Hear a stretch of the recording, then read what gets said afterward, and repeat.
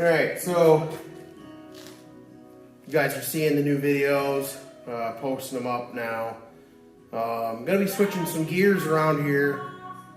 Gonna lay off working on this for a week or two. I do have a truck behind us that you have not seen yet that is sitting here patiently waiting. And unfortunately, just haven't had time to touch it. It's actually a truck that I built a while ago.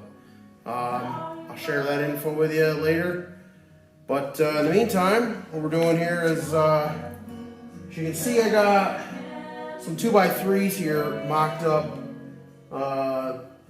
Long story short, I still had the suspension hooked to the original frame rails. A little section of it about this long. It was attached to the radiator support, and there used to be this piece here. If you watched the last video, it's just a short video of a bunch of little stuff here and there that we've been doing. I cut all the radiator support out.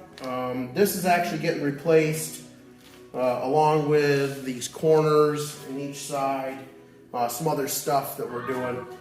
I wasn't going to cut this out yet, but there's a lot of things on the back side that need to be cut out in order for me to properly get this new radiator support made, and just no point in struggling with it anymore. So I'm just going to cut it out and continue with this.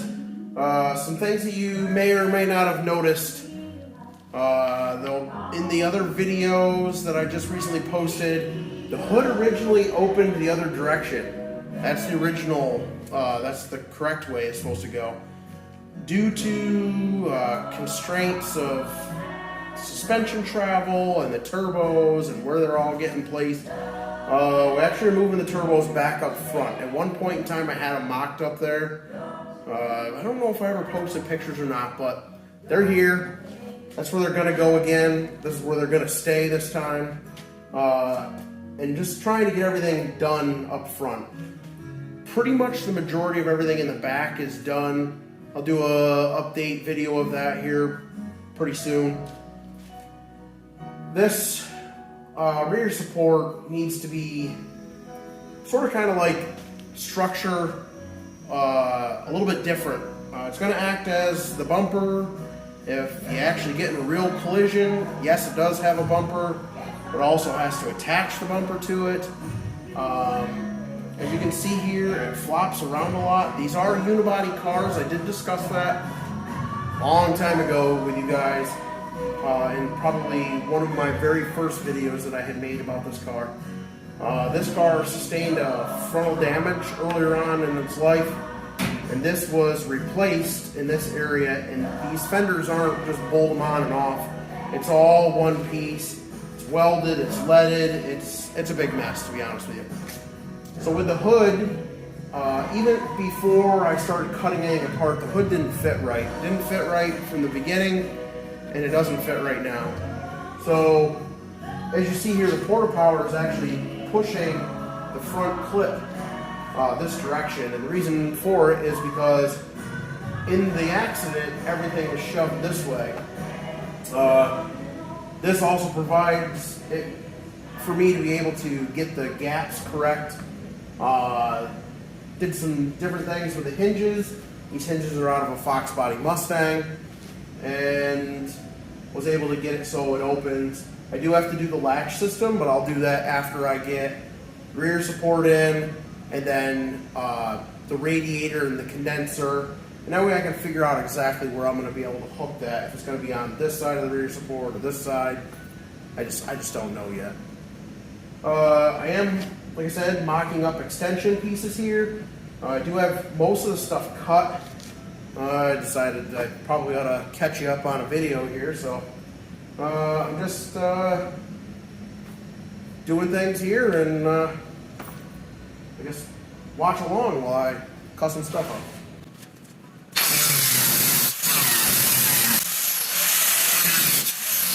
Well, that just sort of kind of proved to me sort of kind of what I was feeling like anyways. Even though there's tension here, and this is a weight of this piece, it's sort of kind of been suspicious that this had a lot of tension, even though it's cut apart the way it is. We're gonna see when I cut the rest of this apart. I'm gonna shut the hood, and I think things are gonna line up a lot better.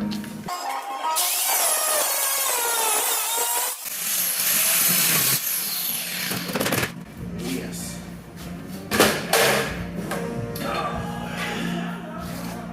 As you can see here, it's already rotted. It's been repaired before. A piece of sheet metal laid over top of the original panel. It's just honestly a huge mess. This car lived a very hard life in the beginning, or I should say probably in the last 25 years. Let's see.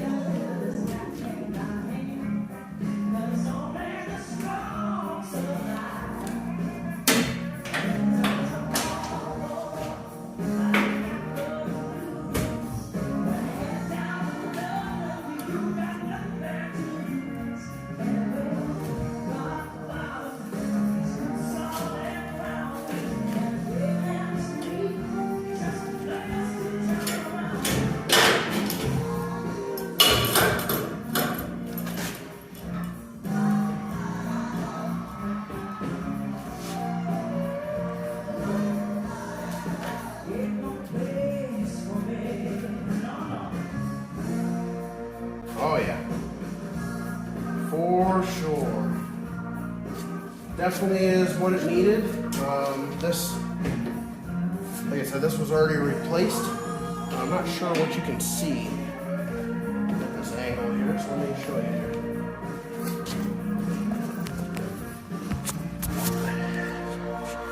You can see I have a little large gap here to give you an idea.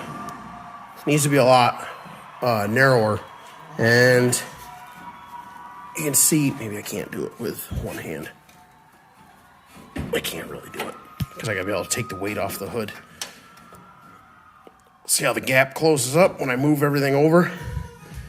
So this whole section here, all the way over to here where this lead seam is, it actually comes around, and they cut this and sectioned this at some point in its life. My suspicion is probably in the late 70s, early 80s, because of the lead and the fact that the lead is very similar to the original lead seams here. So it was definitely done quite a while ago. See, I got the back hood hinge, or I'm sorry, the back hood gap really good with the hinges that are here. So it's all in this front end swayed over. I have quite a bit of tension on this, and you can see I have a good gap up here in the front, and I also have a good gap across the front here. Some of this might be not as good because I just cut that out, so it relieved itself. Oh yeah, there's not quite as much tension on there there was. The only place I have an issue with gap is back here. Approximately, pretty much like from here all the way back. But if it comes down to it and that's the only place I have a bad gap, I'm gonna have to grind and cut back the hood, which is not uncommon to do when you're trying to perfect your gaps. When I get to the trunk lid, now that's a whole nother problem. This trunk lid's really bad. This was hit also in the back at some point. You can see that this trunk lid is shut. It could go down a little bit. There it goes. You see how tight the gap is through here, all the way around. So I'm probably gonna have to try to porta power this top of each one of these quarter panels out. Primarily that one, but it was hit. You can see all the grinder marks through here. I talked about it in previous videos. This was damaged and all filled with body fill. I'm gonna have to straighten this. It's a pretty good mess here. If you haven't seen any of the pictures or videos, I guess here's where we're at. Suicide hinges are all done. The back seat area is all done with the exception of some little minor work back in here, which will be done when I put it on the rotisserie and flip it over and finish the underside of the car.